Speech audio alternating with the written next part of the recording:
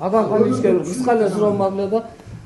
Сиздер молеки азыр баш тубанды Кара Кече жолун Минтранс кайра өткөрүп берсеңер болобу. Эми силер деген врач эме мугалимди алып барып врач болуп иште деп айткан сыяктуу эле кеп болот.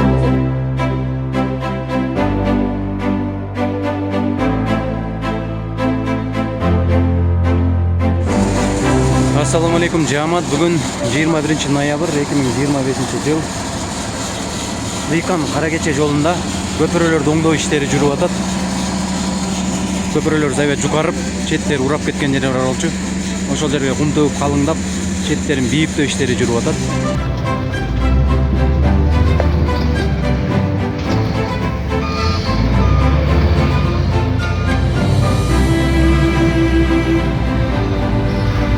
Бүгүн 21 ноябрь Кара Keçе Дыйкан жолунун Дыйкан участкасындагы чоң көпүрө бар болчу. Алгач өтө маанилүү көпүрөлөрдүн бири.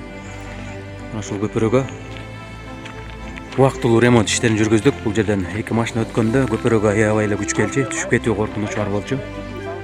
Ошону азыр бир машина өткөдөй мына эки жагын ылайыктап, бир машина өткөдөй дөңгөлөктөрдөн коюп, бул эки бурчун болсо мындай топурактар менен тозуп бир эле машина өткөдөй кылдык. Жана ошондой эле ушул Дыйкан элинин бирден бир талабы бул жагынан өзүнчө мал айдап өтүүчү жана жөө адам өтүүчү көпүрөнү оңдоп бергиле деген. Бул көпүрө такыр эле жараксыз болуп калган. Жаракка чыгып мына көчө Кыргызстан Ачага Сенер коомунун Кара Keçе филиалынын жол кызматкерлери жана жалпы жааматы ana ушул жерде ремонт иштерин жүргүзүп, бир сутка ичинде ремонт иштери толугу менен бүтүп, көпүрө дароо ишке берилди.